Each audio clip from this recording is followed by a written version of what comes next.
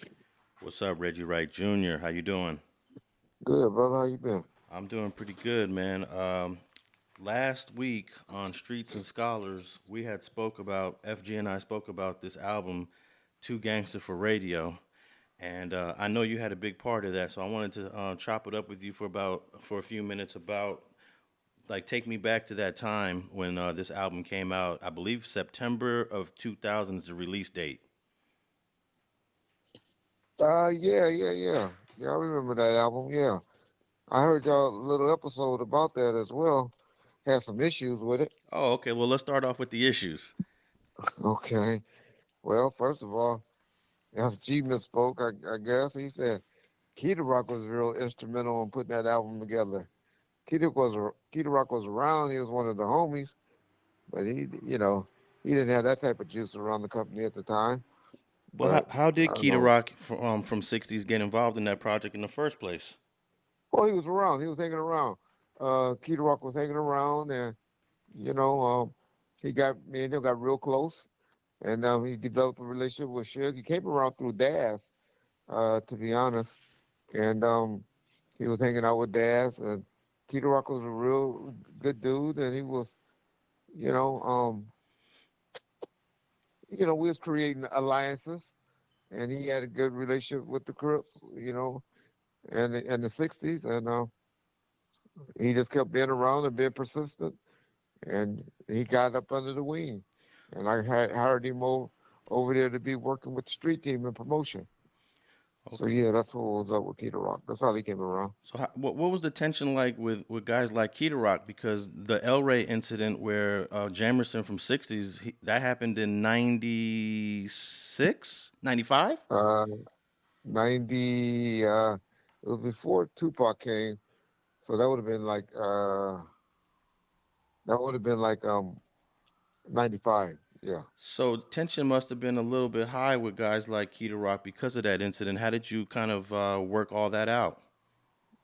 Well, like I said, over time, that issue went away, and you know, we never really felt it because of Corrupt and Daz did. I remember them being real scared and spooked, but we didn't have no issues, to be honest. All right, so let's talk about this album.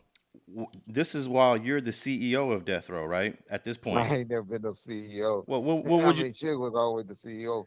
I didn't really have a title. I didn't give myself a title, But you weren't the but I was security in guard charge of no everything. more at this point. I wasn't a security guard, Yeah. but I was running stuff. Everybody knew I was running stuff. I was the decision maker all over, but I had a lot of different people to pull from Daz, from Big C Style, the realist. I was Hutch 187. Matter of fact, he was involved in the project because Suge had me to reach out to him to help with some production on the production side. So yeah, it was a bunch of people that was around. Okay. Was this sort of like the first project under your tutelage? No, No. hell no, no. No, because I had put the until you were in I position put by two. '97, right? Yeah, uh, yeah. I was in like June, July of '97. So now I had put together the Tupac Until the End of Time album. Helped them with the Still I Rise album. Uh, the Tupac Greatest Hits album. Uh, Chronic 2000. No. Oh, hell no. I ain't gonna take credit for Michelet and the Lady of Rage album. They did that all on their own. Where do you rank the Two Gangster for Radio compilation album that you guys did? Because it has a lot of heavy hitters on it. We had a lot of people that we were trying to experiment to blow up to see who blew up from that. Um, but as far as me being in charge of with the DVD concept, and then that was really a soundtrack to the DVD that we did, Two Gangster for TV, and then we did the Two Gangster for radio. So of course that was one of my pet projects. Other than that, and Chronic 2000, because those were the two that I was completely in charge of.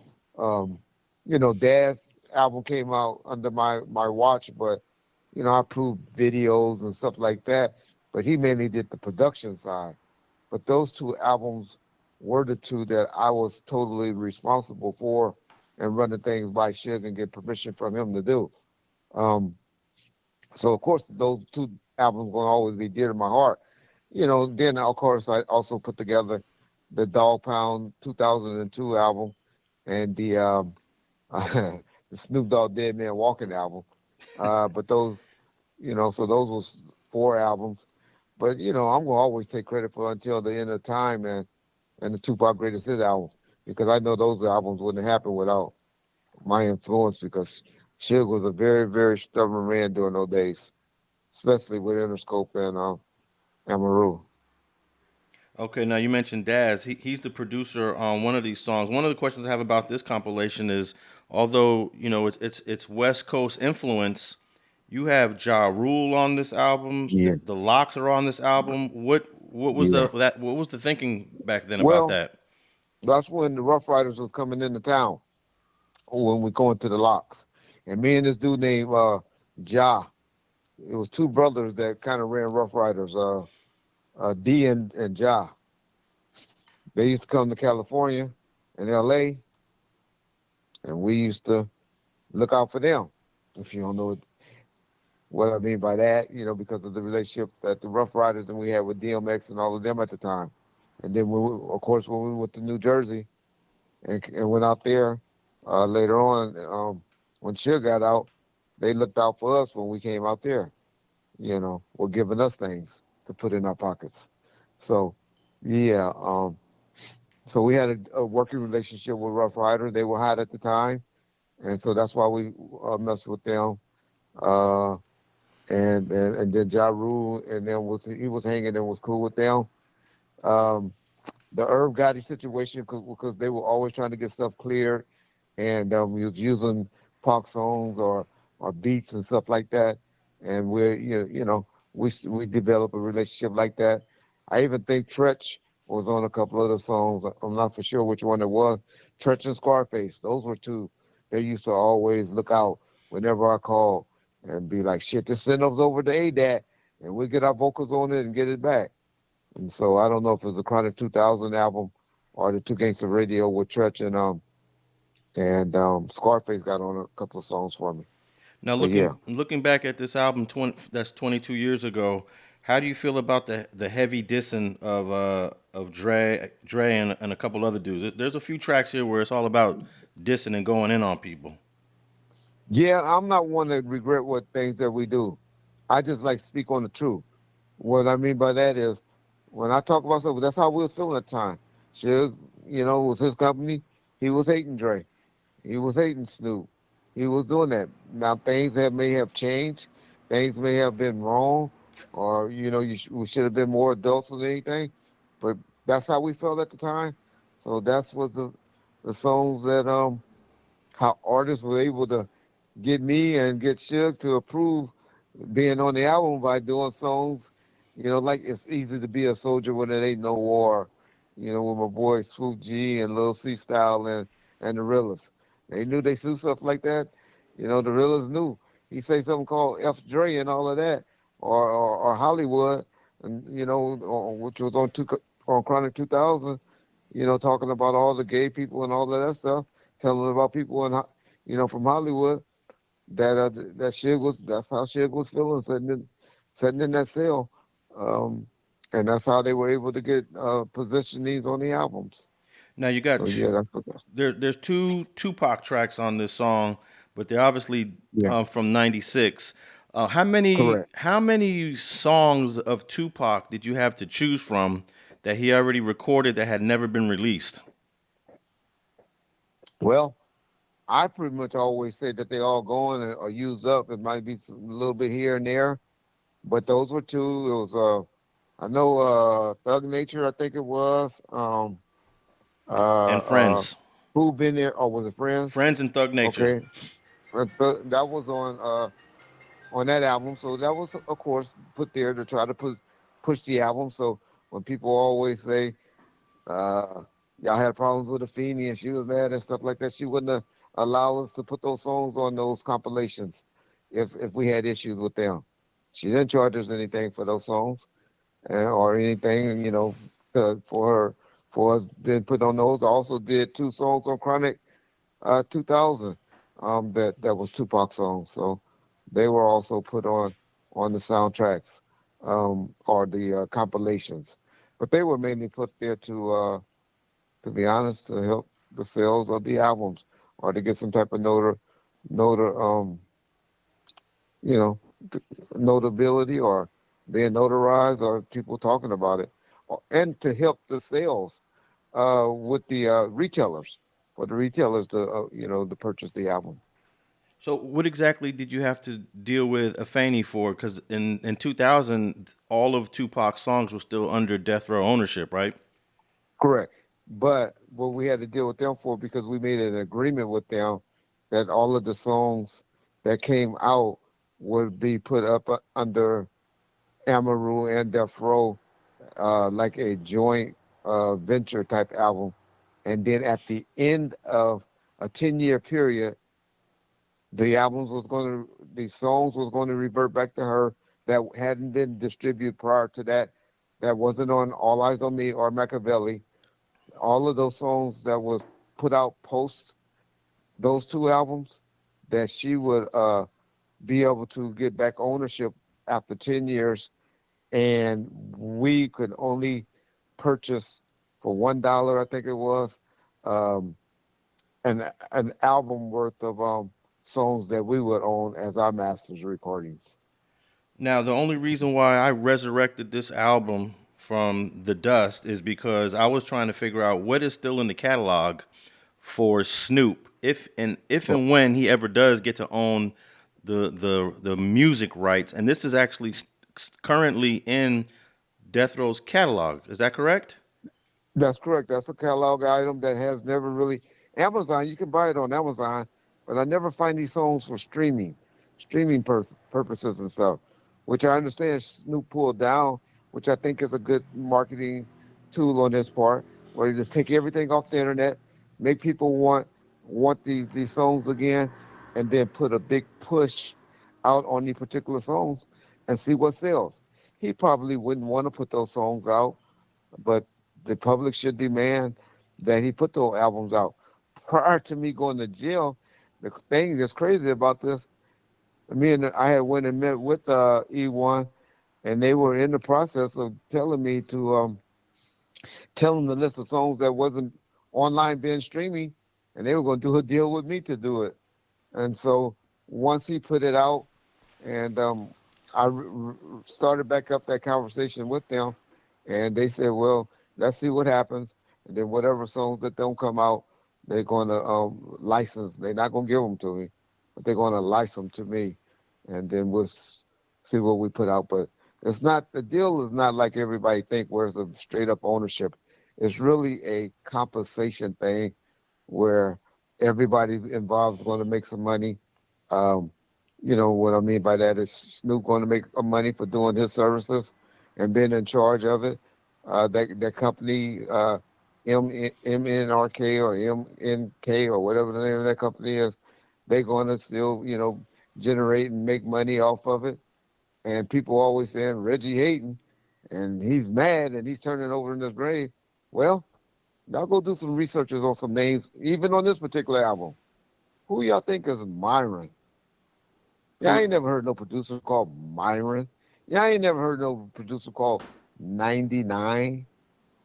These are all producers that's signed to Simon Said Music Publishing. Who is who? Look it up. State of California Secretary of State. Look and see who owns Simon Said Music Production. Simon Says Films. Y'all be real, real shocked to learn who. Like Easy say, the success of Dre is a payday for Easy Reggie E, Wright. right? Isn't it Easy E? Well, no, that's what he said about Dre back on Oh some yeah, yeah, yeah. priority stuff. But I'm just trying to say, Simon Says Music Publishing, Simon Says Films is Reggie Wright Jr. And so the more success that Death Row have on Snoop make off of this stuff, it's just a big check sitting waiting for Reggie Wright Jr. Oh, well, that's amazing if you was able to parlay that before you ended up leaving there. Uh, so Oh, so that was done. Everybody know that was done back in '99. so what you're saying is that even though Snoop Dogg has some sort of ownership, it's still under the umbrella of MNRK. Correct. Okay. And they're a hedge fund. They're not into doing music. They just all about bringing their investors a number or the number that they projected for that quarter. And so as long as Snoop is performing on something that's kind of been dead, he's gonna be a hero over there in that company. That's a little small. Death Row catalog is a little small piece, but it's projecting, it's bringing numbers to that projection that the investor, when he put up the money to buy that for his clients, he's going to have to perform. We know how Ponzi's and hedge funds work. It's all about bring us a number. We don't care about no notoriety and being the CEO of Death Row Records or the person. We just want that quarterly gold, man. If not, I get fired as a CEO, even if I'm the owner of the company. They will replace you, but the board will replace you. Okay, now let me ask, before we wrap this up, I'm curious about how all these artists appear on this compilation that are probably signed to other labels. How does that work to be on a Death Row Records compilation and someone like Ja Rule or The Lox, they were never signed to Death Row? No, but they just allow it, like I said, that's what the D and Big Y relationship come that was on Rough Rider and Irv Gotti, and those were all the relationships came in, and they allowed them to appear on our albums. I don't remember paying any fee.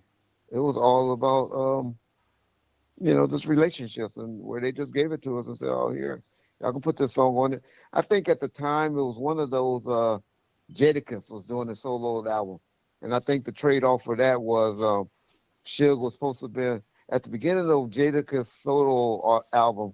It was supposed to be people like congratulating him at the beginning, talking about how pumping him up, pumping up the album. And I think I was supposed to give some recording or got a recording to them where at the beginning of Jadakiss album, where Suge was going to be congratulating him for his upcoming single album coming out and all of that.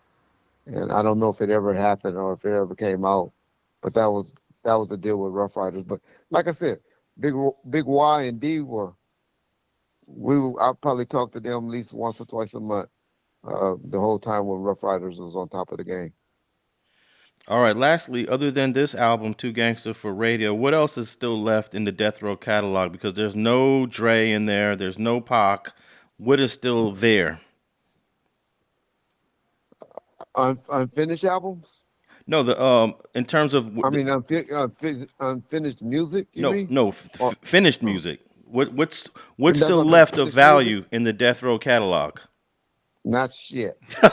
Not even for the old ones. Not even for the older people. Dre, Snoop, and Ice Cube got a song out right now. Most of the people in the comment section right now, without going to Google, which we all know we can do it, can't even tell us the name right quick of that album that's out or that song that's out. Wait, but aren't both of Snoop's albums still part of the catalog? Doggy Style and the Yeah, Dogfather? you asked me about unrecorded music. I mean, unput out music, No, I'm talking and I about was responding. I'm talking about from the past, from the Oh, past okay. music. What's still Oh left yeah, in? with Doggy Style. Yeah, yeah, Doggy Style. He doesn't have the chronic. Dre attorney jumped on y'all real quick, and everybody was saying, "You like, And Dre got his own master recordings and his own streaming rights. That ain't a part of that deal. Only thing I'm not sure about. Only thing I'm not sure about, because prior to this deal with Snoop happening, I knew that the streaming rights of Machiavelli and All Eyes on Me was about to revert back to the estate. I don't know if the master recordings is going to revert to the estate or stay with E1 under the NRK or whatever that company name banner, or if they're going to allow Snoop to control it. It's the only thing I don't know about. Okay, But I know the streaming rights and the streaming rights to the Chronic were going back to the estate and to Dr. Dre. And lastly, briefly talk about the cover of Two Gangster for Radio. It's got three sexy ladies and some dude that looks like he's being beat up. Yeah, that's Julio G from 92.3, the radio station. That was the whole thing, where the whole this the whole thing on or the concept on that album cover was some fine chicks got into the studio, because everybody don't remember what was going down in L.A. during that time. Niggas was getting women was sicking niggas was sicking women onto to artists and individuals, Not none of the women I and knew. then they come and then somebody will come and take over you, rob you, tie you up, and rob you, and take over. And so our concept was Julio G was working at 92.3, the beat, and the females got in there, tied him up, and they took over the radio station and was playing the stuff that on the radio that radios wouldn't play, and it was too gangster for radio, but we had to have the females come and take over the radio airs. That was the whole concept behind that album cover. All right, Reggie Wright Jr., I could talk to you for a whole nother hour about this album alone, but we'll leave it there for now. I appreciate you tapping in on Streets and Scholars, and Respect. Oh, now Alonso, I can't come on this air and not talk to you. okay, go ahead. What's on your mind? You better. You owe James McDonald apology for getting involved in him and FG beef. That was Oh, personal beef between them. I gotta say it. well, I I just know did you the might interview. edit it. I just did the interview with FG. So, are you saying I I should not have interviewed him? but keeping it going. I think you kept your foot on the gas a little bit too long. But that's my boy. You my boy, and that's always gonna be. And I got something. We'll do an interview one day. But I think you might be right about my relationship with my boy Norman Steele.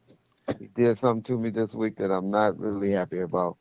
But we'll talk about that another day. Well, I'm not surprised about that. But in terms of I might owe you an apology. oh, okay, well, I But appreciate that. But in terms of me keeping the my foot on the pedal regarding the whole FG situation, is that every time those guys responded and retorted, they were suggesting that FG was a liar and that he was I never making heard it James all. say that. Yeah, Never really James heard James say that. James said that in the interview he did with Rel from Detroit in so many ways, and he also did it in He the was on the gas before that. That's what made him have to go and respond to that. You were on the gas before that. well, I don't know. I have to check the timeline on that. But when anyone suggests that an interview I'm doing with a dude is completely a lie, I have to respond. I gotta, Got you. Okay. But all right, Reggie, we're gonna talk again real soon. I I know appreciate you you. very integrity with being journalist, and I hope it comes across that I have no dislike or anything towards FG. I think he's a solid brother. He's a little younger than my era, um, but I never heard no smirk on FG. And there's Nothing no bad about and there's FG. no way I would have did an interview with him and let him speak all that if I didn't find it credible at all. I found it 100% credible, and he came with receipts, and I just gave him a platform. If it wasn't going to be me, it would have been somebody else. So, I did it, and I stand by it. Respect, Alex. All right, Reg, I'll holla back. Peace. This is episode 6 of Streets and Scholars. I just hollered at Reggie Wright Jr. regarding the Two Gangster for radio, and he gave us a lot of insight of what was going on 22 years ago. And he just had one issue with what you said about it was that he said Keita Rock didn't really have no influence or impact on the album. Yeah, no, that was good information because you know how it is when people telling you about it. You know what I mean. So I wasn't actually there with Keita Rock. You know what I mean. But by the time it got to me, you know what I mean. That was the information I got. But Reggie, of course, was there, and he know exactly how it went. So I'm glad he cleared that up even for me. So He also cleared up the dude on the cover. For some reason, I guess you had thought it was who? Somebody had told me it was Mac 10. Yeah, Mac 10, but he said it's Julio G from. So I got a lot of misinformation on that album. Hey, it happens, and that's what we hear on Streets and Scholars. We correct our mistakes, and then we go to the source to get the right information. And Yeah, they was definitely hating on Dre, and I guess that was coming from Suge. Suge was hating, and they just followed suit. No doubt, but now when he put something in perspective about when he was saying the artist was saying, fuck Hollywood, and I remember those songs. I think that was I think he said that was on Dre album, but when they don't understand that hindsight, you look around and you see who's giving the opportunities out now. It's basically people that you dissing. You know what I mean? Dre and Snoop are in some great positions to, and you'll never get a shot. You know what I mean? Or Hollywood may never give you a shot just based on some of the shit that come out your mouth, So not telling nobody to be mindful or nothing like that, but I'm sure it's a lot of artists that done said some things and they came back to bid them where they wasn't able to get in position that they want to for something that they said in their music. You know what I mean? No doubt, no doubt. I mean, this to me, the album is still kind of fascinating because of the names on the album, all the artists on the album. I mean, he got 2 Tupac tracks on there. Apparently, there's these thoughts and ideas that Tupac recorded hundreds of songs, but apparently there's not a whole lot of Tupac songs that are unreleased. Yeah, I thought it was a million of them out there somewhere. Shit, there's so many of them coming out, but you got to think about how many actually came out, after he passed. And this song still came out within the last year or 2 or 3 from all over the country with, people on the album. He on the album with people. So it was a bunch of songs, but over all these years, I'm sure by now they might have been used. Yeah, I don't think there's anything left, any unheard or unreleased Tupac songs. I think we've heard it all. I mean, I would love someone to say, yeah, we got a few songs here or there, but I don't think Suge got something put up somewhere. Hey, maybe, huh? You know what I mean? I think Suge got a lot of shit put up somewhere as far as that music is concerned. If Suge has some Pac songs somewhere, Reggie Wright would know. Because Reggie said there's no way that Suge could have done something like that without him knowing. Mm-hmm. Sometimes I think Suge could do some stuff without you knowing. Yeah. But Reggie claims that they're so tight that if he got 10, 15 songs of Pac, he knows where they're at. So I don't know. Any last thoughts on the 2 Gangsta for Radio compilation from 2000? Nah. All right. Lastly, before Reggie got off the phone, he had to pick a bone with me for I didn't even understand it. For doing the interview with you? What was that? Yeah, no, I mean, he stated what other people had said. You know what I mean? I'm not saying it's facts. I'm just saying people have their opinion, and there was a few people that I heard say that. So I don't think you did. I think you did a great job on the interview. I came in, you allowed me to say what I wanted to say, and Yeah, I would have just left it alone at that, but it just seems like every time there was a response or there was a quote unquote interview, the theme of their interviews were that the paperwork was faulty. Right. Or without directly saying this, of course. Right. But the paperwork was faulty and that your story is not true. Exactly. But what really killed me is there was one video where Mob James was speaking and he says, I ain't gonna speak bad about FG. I ain't gonna speak down on FG. And I'm saying to myself, if somebody accuses me of being a rat and I'm not a rat, I'm gonna speak down on that person. Well, right? I got you, but maybe he felt that you had an angle. Maybe he felt it was, something more than just me coming up. You know what I mean? Maybe if I did it with another journalist or somebody else, he wouldn't have felt the same way. But at the same time, I do believe that he felt, it was personal, a little personal. Well, a lot of people think that Mob James and myself were like super close or super tight because we did the podcast for a year. And we really weren't that close. We spoke on the phone sometimes. Outside of the podcast, I didn't see him out anywhere. He ain't never been to my studio. He ain't never been to my place. I did know him prior to the podcast. Mm-hmm. I actually did go to his mom's funeral. Mm-hmm. But other than that, we never hung out. So people got this perception that him and I was tight. Oh, okay. Because I heard y'all had vacation together a couple of times. Never. I'm just Nah, we wasn't tight at all. And even throughout the podcast relationship, I spoke more to Reggie. Reggie would call me up. I would call him up. Him and I kind of vibed a lot on the phone. Talked to James a few times. So for all those people out there that think like this guy was like my best friend, and then I turn He around, was a coworker. So Yeah. you guys worked together. It was what it was, man. And you moving on, and just like everybody else, So hey, you know how it go. yeah. So I don't know what Reggie means. I put the foot on the gas pedal, but hey, and then lastly, we'll move on from this topic. But lastly, there were two videos that they did that really kind of rubbed me the wrong way, because the undercurrent theme of it is that our interview was faulty, and that's the one he did with some dude from Detroit named Rel. Right. That whole interview was I didn't lies. I was felt some kind of way about that as well. Now I didn't blame Rel so much because I don't know the guy, and I know he doesn't know me, but he spoke on me. He mentioned my name, and he tried to make it seem like I was discreditable. You know what I mean? So yeah, I feel you on that exact situation. And then the other one was the interview he did with a dude from Sacramento named Seti Nash, where Seti Nash basically just let him speak and not question the facts. Right. He gave him a free pass to pretty much discredit the interview and discredit him being an informant. But come on, y'all. Shoot, it's pissing me off. All right. We're going to move on to a couple of other topics. Now, we're going to talk about this Cain Velasquez case because this is an incredible, amazing case. And for those who don't know, go back and listen to episode 5. We talked about it briefly on episode 4.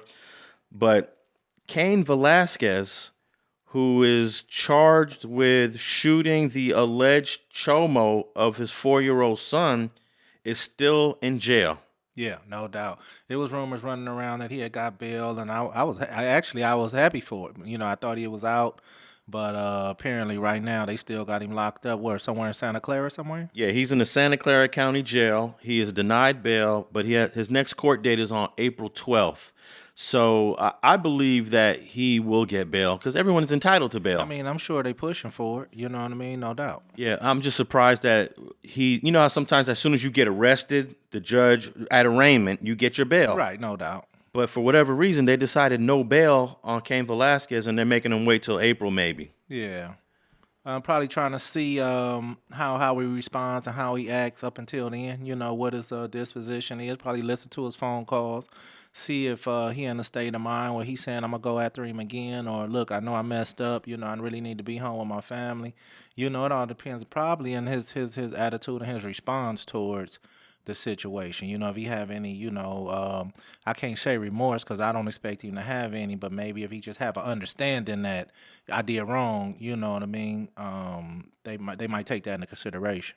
Now, the handful of times that I've been arrested, I was given bail every single time except once, and then I got bail immediately after. What is your experience with bail? Do you usually get your bail right away and try to take advantage of that? Normally, I did, you know what I mean? And like I said, I kind of got a little too cocky with it, you know what I mean? By mentioning to the hey, man, 12 hours, man. Oh, that was my thing, about 12 hours, yeah. That fed case, huh? Well, no, even in the state, I get at them, look sheriffs in their eye, 12 hours, man. I'll be right back out here, And when I went to the feds, it's crazy you mentioned that because my attorney and the U.S. attorney had agreed to give me a bond, a $300,000 equity bond. So my mother-in-law, my wife, they came with the deeds and everything, and they had already, because my lawyer said, listen, we're not going to go to court if they don't agree to give you a bond. It's useless. She agreed to give me one. Carol Peterson, U.S. attorney at the time, agreed to give me a bond, $300,000 equity. We came with extra, and but the feds came to the bail hearing.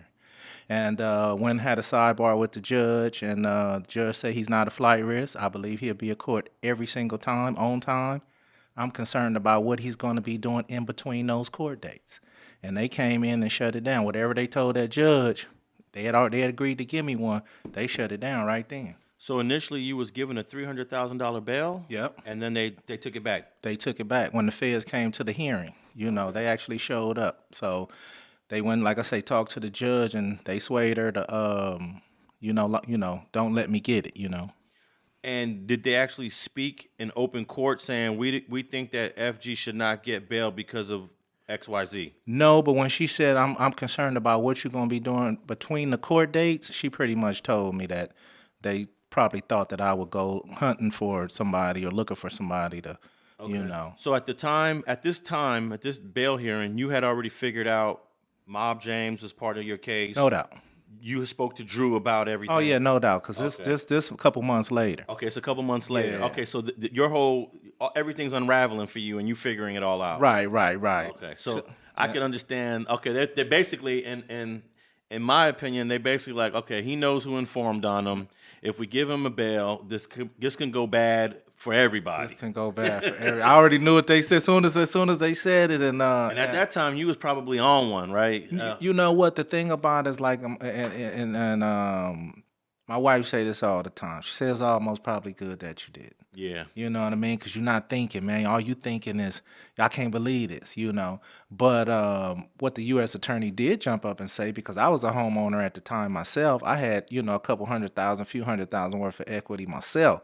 And she did jump up there and say, you know, it's funny that his mother-in-law bring her deeds and his fiance at the time bring her deeds, but nobody brought his.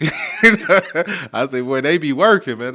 What is the issue about that? Well, you know, I just figured that they wouldn't let me bring my own because I'm the, you know what I mean? So I looked at it as they may say no based on, I wouldn't mind jeopardizing my property, you know what I mean? So, you know, like I say, I had others bring it, my wife and my mother-in-law. Yeah, but she did jump up and say that, you know. We kind of laughed a little later about that, you know, because they be working. They know everything about you, man. Yeah, that's crazy. I didn't know you almost got out on bail for that. Mm-hmm. But bail is important because, especially if you're gonna fight your case, because it's better to meet with your attorney outside of a confined environment, No to doubt. go to their office, to strategize, not do it over these jail phones. Exactly. Did you try to tell the judge, hey, I'm not even tripping on this dude. I just want to fight my case? You know what? I didn't because this was my longtime attorney. So we had an understanding that of things, you know. And if he didn't press, you know, I didn't follow the press, you know. In other situations where he said, no, I'm going to put you up on the stand for yourself, you know. He didn't like putting people on the stand, his clients up on the stand, but evidently he knew it, you know, in certain situations I can handle it, you know. So he didn't push no further. I left it alone but I really thought I was finna get out. That was the whole thing about, okay, they gave me a bond, I'm finna go home. I can really I did have things that get in order, you know what I mean? Yeah. But it got shut down, yeah. So you're talking about your attorney, Frank DiGiacomo, right? No doubt, yeah. Okay. And who's rested in peace. He actually passed, I believe, 2007, kind of right during Not too your case, long, right? yeah. It was a little while after the case. He had got sick during the case, but then he finally passed away, like maybe a year or two later. Yeah. Okay, man, this whole bail situation is really interesting because there's been counties across the country that have been deciding to think more progressive and get rid of bail. Right. You know, have you heard about this? No, you know what? I thought they were doing it in January. And what they were saying was that they weren't getting rid of it. What they were going to do was you had to go see the judge first. And then the judge had to okay the bail. So that was going to at least put you in jail 3 to 7 days before you see a judge in order for you to get a bail. And it didn't go through. It didn't pass. I ain't going to say it didn't pass.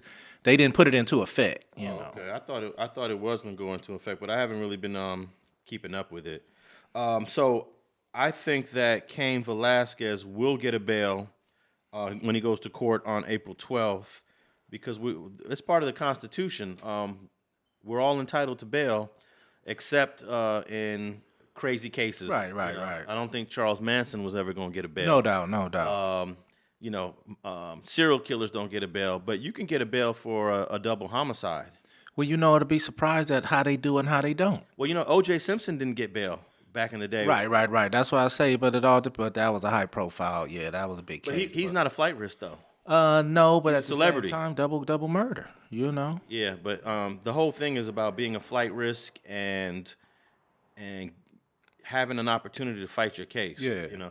But yeah, he should get a bail. His bail probably should be somewhere. They're gonna hit him with that shooting. Should be somewhere around 100,000, or less than that. How did they figure $300,000 for your bail? What was that determined You by? know what? I don't know. I don't know if they thought it was a number because it was an equity bond. You had to bring equity. And I don't know if it was a standard number that they had. I don't know if it was a number that they thought I couldn't produce.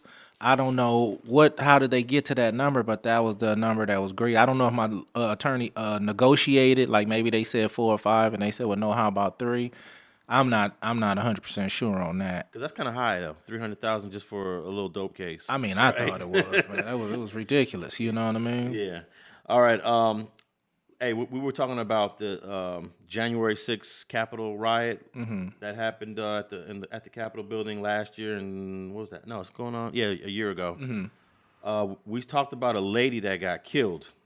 Her name was Ashley Babbitt. Okay. She was 35 years old, and she was a 14-year veteran of the Air Force. Damn. And she got killed by a Capitol Police, and she was actually trying to climb into the building or go through the window at the time. And what I'm tripping on is that you're a veteran, you're a soldier, you're someone that's supposed to be respecting America and everything that America represents.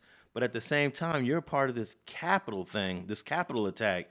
I just find it crazy that people, soldiers, and there were police officers, soldiers, police officers were part of this chaos. See, I had it twisted. I thought she was on the inside with them and got shot. Nah, she was one of the rioters. I didn't know that. She was one of the rioters. Yeah, In fact, they did a whole thing on her. She was part of this conspiracy group called QAnon, which are a bunch of crazy right-wing Trump followers. Right. But she's 14 years in the military, and she was a part of this whole crazy riot.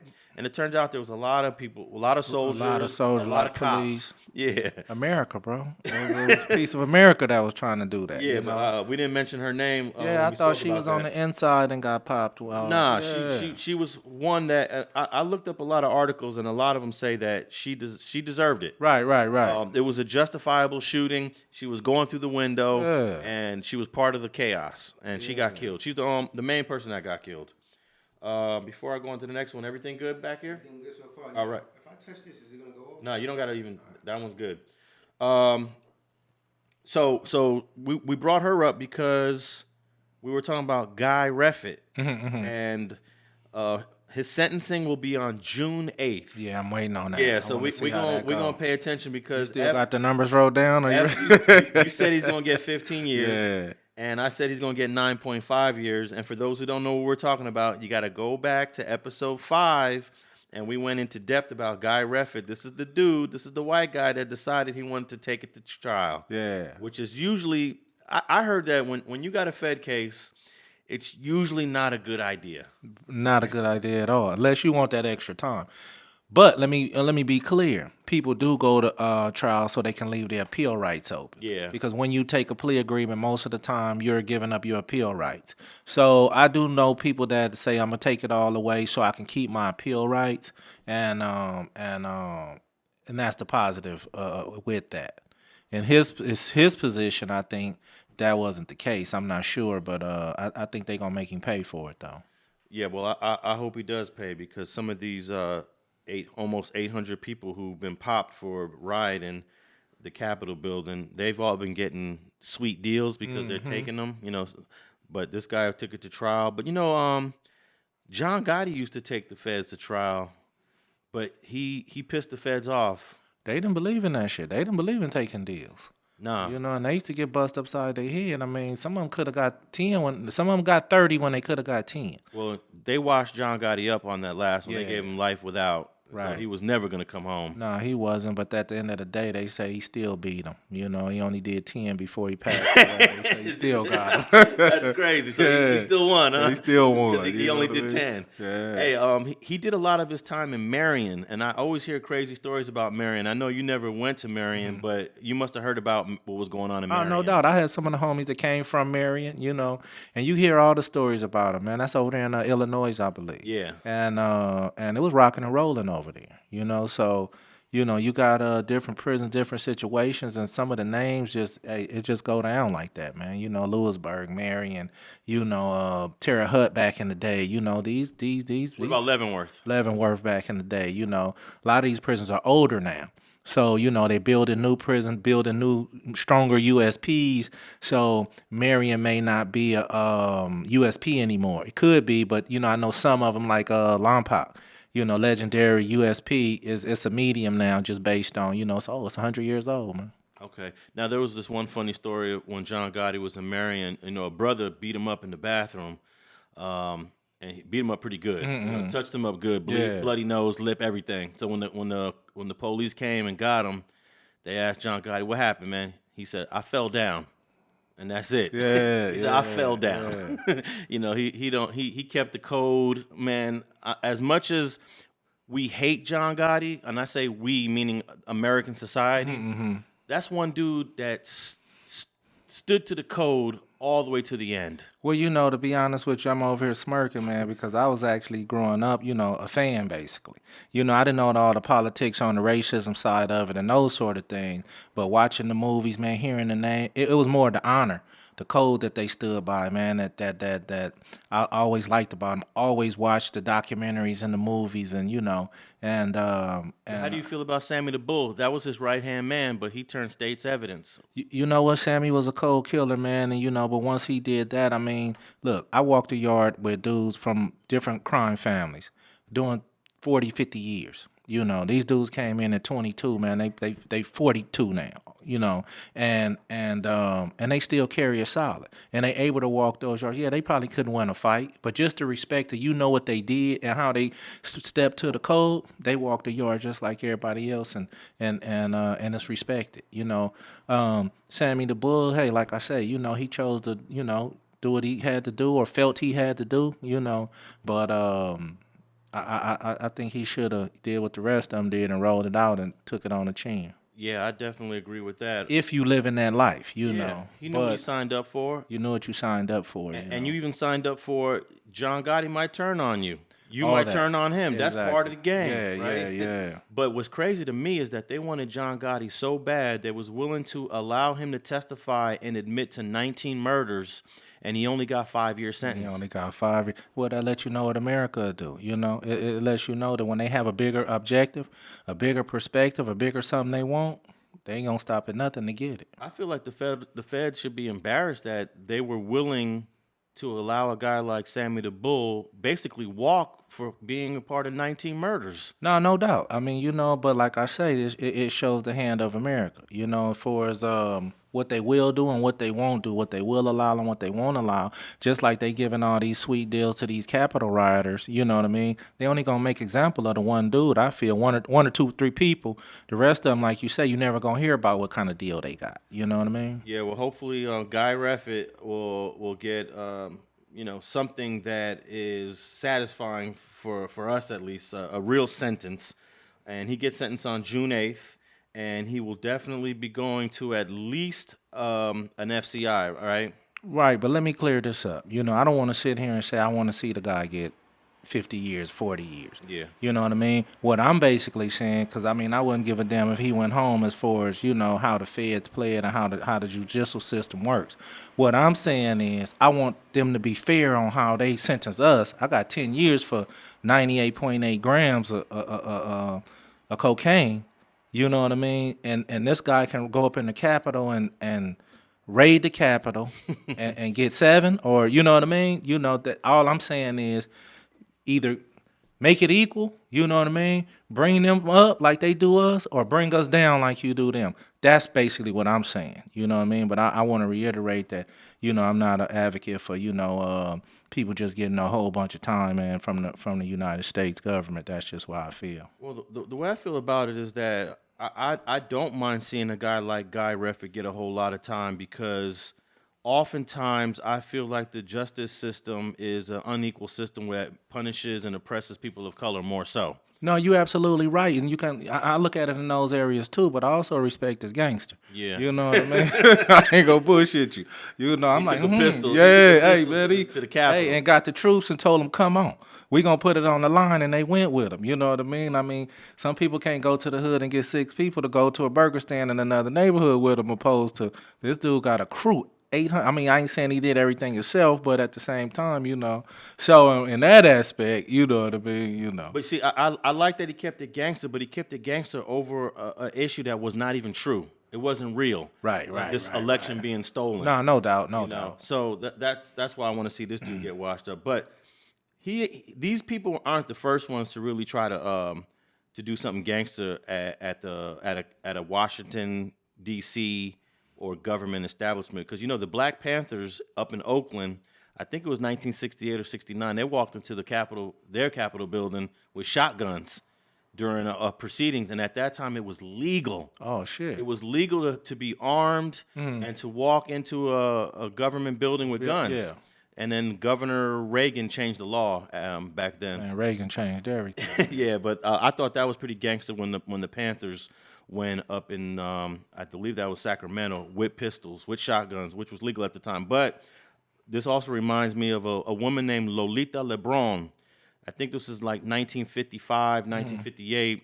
She was fighting for independence of Puerto Rico because Puerto Rico is basically like a slave state to the United States. We don't really talk about Puerto Rico, a little island out there. Right. It's basically a slave colony to the U.S., and a lot of people fighting currently for independence. Lolita Lebron walked into basically the same place where Guy Reffett was at. Not only did she went in there, she started blasting. Yeah. So she ended up getting I think she got a life sentence, but Bill Clinton may have pardoned her, after she had already did 40 years. Yeah. But yeah, so Guy Reffett ain't the first one to do this, but he to me he did it under an issue that wasn't real. No doubt. I don't speak on the issue because they was filed as all outdoors. You know what I mean? They did it I believe they did it on the whole racial grounds for something else. You know what I mean? And they wanted to continue to push what they were pushing, their agenda. You know what I mean? And they took it as far as they took it. You know what I mean? That's a whole separate issue when I speak. But I do believe that the issue that they went up in there was false. Yeah, and because he had that gun and the federal sentencing guideline that we spoke about, he should get at least 5 years. No right? doubt. You know what I mean? If he gets anything less than 5 years, I'm gonna be disappointed, man. No doubt. I'm gonna be disappointed if he get anything less than 10. To be honest. Yeah, you're saying 15. I'm saying 9.5, and we'll find out on June 8th. Do me a favor. Can you close that window? So last thing I want to talk about is we talked about Jussie, and he got sentenced to 150 days, but he walked out of jail after 6 days. Hey, we was just talking about bail. You know what I mean? And we weren't able to talk about it because it actually happened right after we did our last episode. Right after. Yeah. So well, the thing about it is, let me take that back. He didn't get a bail. He got released on his own recognizance. As long as he's show up for court and everything, he doesn't have to pay the $150,000 because he's appealing. Yes, so he doesn't have to put it up yet. I mean, he may have it on the line or had to show that he had it, but at the same time, he really was released on his own recognizance. Absolutely, because an appellate court in Illinois ordered him to be released while he's fighting his appeal. And I don't know if we could double check that, but I thought it was 6 days he was out of there. Yeah, you're right. It was 6 days. Yeah. He didn't waste no time getting up out of there. No, and I'm a little surprised because the appellate court went over the judge's decision to sentence him. But damn, that was fast. How they even get the paperwork up there that fast? Damn. I don't know, but I didn't never Somebody had some pull. Did you see how many lawyers Jussie had in court?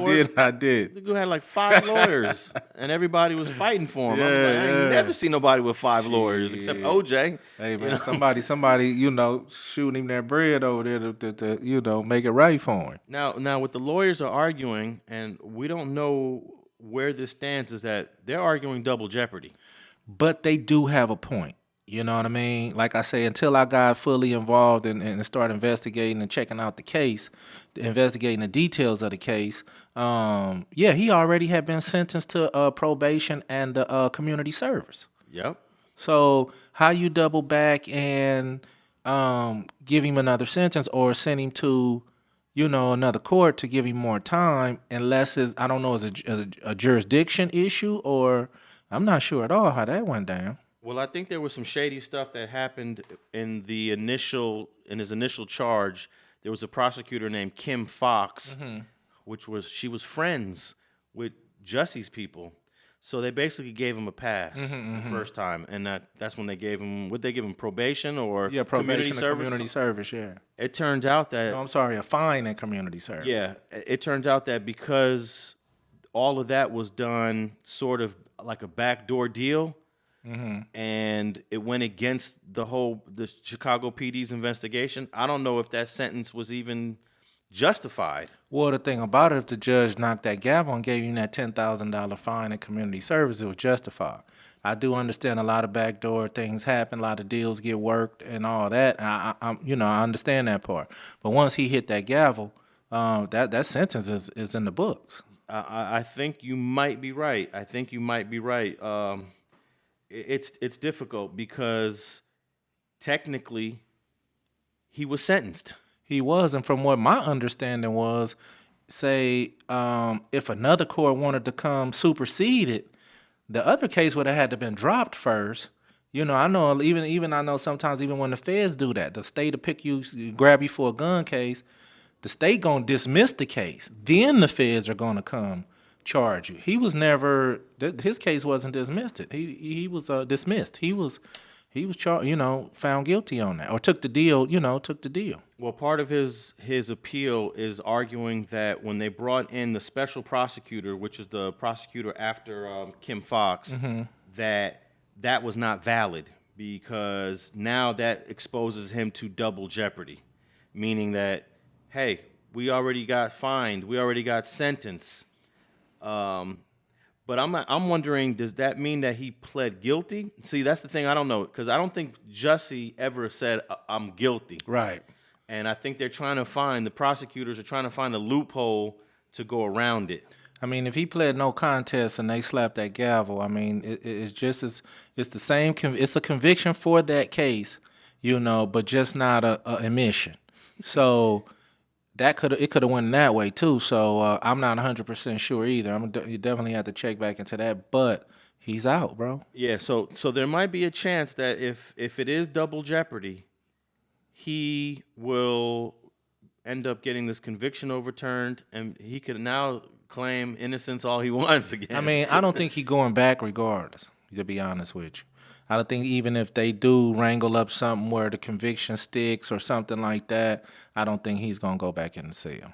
Okay, well, I was just reading here that the original case was dismissed after he agreed to pay the fine and do the community service. So what does that mean if it was dismissed? After he did the fine and community service. The original case was dismissed, so I'm a little confused on then it me might too. not be double jeopardy. If they dismiss the case because you agreed I'll pay a fine, I think what the defense is going to say is, hey, when Jussie agreed to pay the fine and the community service, that means this case is over. Right. But they're going to say, well, no, we dismissed the case.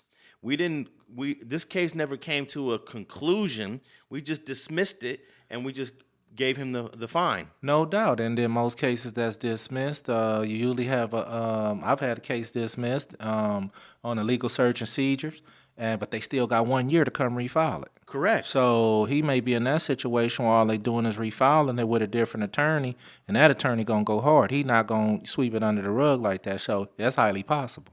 Yeah, so I kind of think that they are going to find an argument to say that because it was dismissed, the second prosecution was really the first prosecution. Well, the thing about it is, if it would have been better off for him to take some kind of no contest plea. Yeah. Because the plea would have solidified that the case is done. When something is dismissed, you usually got the terms to come back and refile it, and it can be. I know I was in Torrance, and I got a case dismissed, and oh man, I fought hard. We fought hard, me and Frank DeGiacomo over in Torrance, man, and the case got dismissed on a Friday. Frank called me Monday and said, bro, they refiled already. He said, we going to walk back up in there. We going to fight it again. And I never forget that the Torrance police had subpoenaed the Linwood and Compton sheriffs to come be a witness for them about some prior arrests that they had on me from back in the day. So the second time I went to go fight it, they brought their big guns out. So I already know that they can refile it, no doubt, if it's a dismissal. Absolutely. And, if you grow up in these streets, anytime your case is dismissed, in the back of your mind they might be coming back. And it might not be over. Yeah, so that's what I'm thinking. That's the case with Jussie. Yeah, I didn't realize that it was dismissed. I thought he took the plea of maybe a no contest, maybe a because he did get paid a fine and do the community service. So I thought he had took some kind of plea. Being that it was dismissed, they may have full range to come back and recharge. That's what I think. I think the original prosecutor that did the shady deal, Miss Fox, I think she probably told Jussie, look, I'm going to dismiss the case, but you got to do something. Right. To make it look Exactly. like, give us some kind of effort, yeah. So they agreed to the fine and the community service, but I think the dismissal kept it open for them to come back. Yeah. But of course, his attorneys are going to be like, no. No, they're going to argue back and forth and come to some kind of agreement. But I think at the end of the day, man, they really going for him this time. He may just come out with that conviction, even if he don't do no more jail time. Yeah, and it reminded me of the Rodney King situation back in '92. The 4 cops that went on trial for beating Rodney King they went on trial in this happened in '91 actually. The riots was '92, but they were all found not guilty. Right. So that means you can't prosecute them again. No, you can't prosecute them again on a not guilty. Well, they went to trial. But yeah, they went to trial, was found not guilty. So once you go to trial and you found not guilty, you can't refile on that. But they end up going to prison because the feds came. The feds charged them with a different offense. They charged them. Yeah, that's a different offense. Violating the civil rights of Rodney King. Is that what they end up? But people were saying, yo, that's double jeopardy. Even though you came in, the feds came in with a different offense. Right. You know, they found a loophole. And I mean, I wanted those cops to go to jail, but I was like, hey, if the feds can do this, they can do that to anybody. Oh, no doubt. You could be found not guilty in state court and think, okay, I'm free, no double jeopardy. The feds can come in and charge you with a slightly different offense. They usually don't for anybody, though. The feds are usually pretty much cool with their 4th or 5th Amendment rights, though. They really don't go that hard on you when it's a issue of certain things involved. So I mean, if they want you, don't get me wrong, they coming. But most of the time, they kind of respect those amendments, man. You know what I mean? When they prosecuting their case, because they want 100% of your ass. They don't want to come in there fighting. Yeah. You know. I mean, I felt that those 4 cops did deserve going to jail for hitting Rodney King 55 times with a baton. That was ridiculous, man. But the jury here in California found them not guilty, but the feds decided. I think that was under the first George Bush. I never even heard of this, violating the civil rights of a person. Yeah, me neither. Well, that's how the feds got them. And Stacey Koon, I think he did like 3 years. You know, remember Koon? Yeah, Stacey Koon. Let me see if I can remember the name. Stacey Koon. Theodore Briseño, you got a good memory, Timothy man. Wynn, and Timothy who was the 4th Wynn, one? Yeah, I couldn't even tell you. Yeah, so I can only remember 2 of them. Yeah. So we'll find out if there's going to be this double jeopardy issue with Jussie Smollett. I think he should just sit down and do his 150 days and end this thing, right? Man, he wasn't even going to do 150, man. But Nah. you know what I mean? They talk about, even right now on the internet, they saying, well, in the news, they're saying that the internet is on his head so much that they don't feel like he can make it in jail. What the hell the internet got to do it in jail? People out here using their thumbs to type whatever they want to type. They not in jail with you. Plus, you're not finna they're going to have you somewhere by yourself half the time. You know, I think one of the reasons they may have let him out because they didn't want to babysit him. You know what I mean? They was like, this dude is taking up too much resources to have him in his own cell or in his, we talking county jail. They don't do that shit. They throwing you in there. So I think they might have said, hey, it's taking up too much resources to even have this dude here. Let him go fight his appeal on the street. And like I said, I don't think he's going to ever go back and do the rest of them days. Yeah, we'll keep everybody up to date on Jussie. And we'll just wrap that up right here, F. Episode, what was this, episode 6? Yeah. Streets and Scholars. Yeah. Thanks for tuning in. Holla at FG at FG Unleashed for your YouTube. No doubt. And your Instagram. FGeneral1 on Instagram. Y'all hit me up. And you can hit me up at Alex Alonso 101, Twitter, Facebook, and Instagram. And then hit me up on the Street TV. I got some new interviews dropping. In fact, I got Gangsta from Santana Block dropping. I got retired Compton police officer John Rick Baker dropping. And I also have a youngster from Fruittown, Piru, Jay Stone, who some of you guys may have seen a couple years ago. I got him back. And that wraps up Streets and Scholars.